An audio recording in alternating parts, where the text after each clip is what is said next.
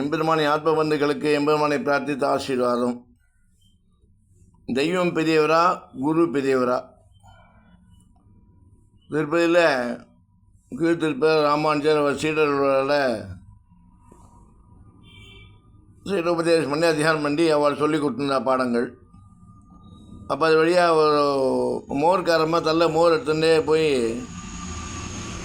கூவிண்டே போச்சு. அப்போ இந்த பசங்கள்லாம் மோர் சாப்பிடணும் ஆசை.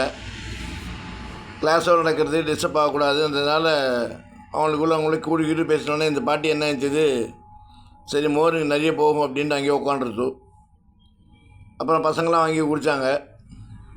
அப்புறம் பாட்டி இந்த பானை எட்டி பார்த்தா பாட்டி பானை உள்ள மோர் எல்லாம் சரி நிறைய பணம் வரப்போன்னு நினச்சிட்டு ராமானுஜரே பார்த்துருந்தாங்க. அவங்க ராமானுஜர் பார்த்தா ராமானுஜர் கேட்டால் எல்லாம் சாப்பிட்டது எவ்வளோ பணம் ஆச்சு அப்படின்னு கேட்டார்.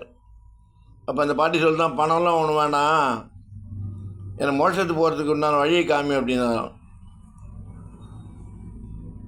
அதெல்லாம் காட்டலாம் முடியாது, நாங்கள் யாருன்னு செய்ய முடியாது, மலையில் இருக்க நம்ம சீனிவாசன் அவன் தான் போய் கேட்கணுன்னா. அவனை கேட்டால் அவனும் வாய் திறக்க மாட்டேங்கிறான், நீ வழிகாமி எப்படி போனோம் அப்படின்னு. அப்படிலாம் ஒன்றும் இல்லை, அவர்கிட்ட கேட்டால் நடக்கணும், நீ சொன்ன நடக்காது, ஒரு சீட்டு ஒன்று எழுதி கொடுனாரான். ராமானுஜர் ஒன்றுமே புரியல, என்னடா பண்ணுறது அப்படின்ட்டு.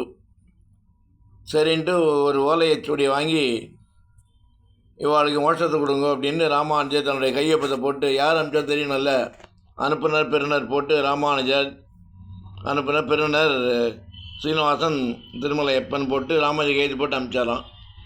இந்த அம்மா நேராக அர்ச்சகர்கிட்ட கொண்டு போய் கொடுத்துருக்கு. அர்ச்சகர் நான் சொன்னேன், என்னம்மா கேட்டதுன்னு, நான் மோட்சத்துக்கு வழி கேட்டேன், ராமானுஜர் ஓலைச்சுடியை பெருமாள்கிட்ட கொடுக்க சொன்னாருன்னாராம். அர்ச்சகர் ஒன்றும் புரியல, பட் இருந்தாலும் சரின்னு வச்சு உன்னை பெருமாள்கிட்ட வந்து பெருமாள் அதை வலது கையை நீட்டி வாங்கிட்டு அந்த பாட்டியை பார்த்து அவன் மோட்சத்தை கொடுத்தேன்னாராம்.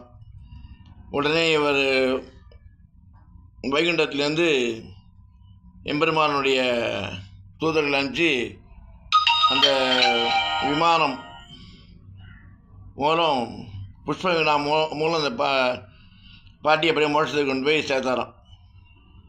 இல்லைன்னு எவ்வளோ பெரியமாக விஷயத்த ஒரு சின்ன கதை மூலம் நம்மளுக்கு ராமானுஜர் தெளிவுபடுத்தியிருக்கார். குரு பெரியவரா பெருமாள் பெரியவரான்ட்டு. குரு சொல்கிற வார்த்தையை பகவானை கேட்கலாம். அதனால் இதையுமே குரு மூலம்தான் நாம் அடைய முடியும், பெற முடியும் என்பதை கூறிக்கொள்வதில் பெருமையடைந்து ராமானுஜரின் தாளை பற்றுவோம் என்று கூறிக்கொண்டு ஸ்ரீமதே ராமானுஜாய நமக.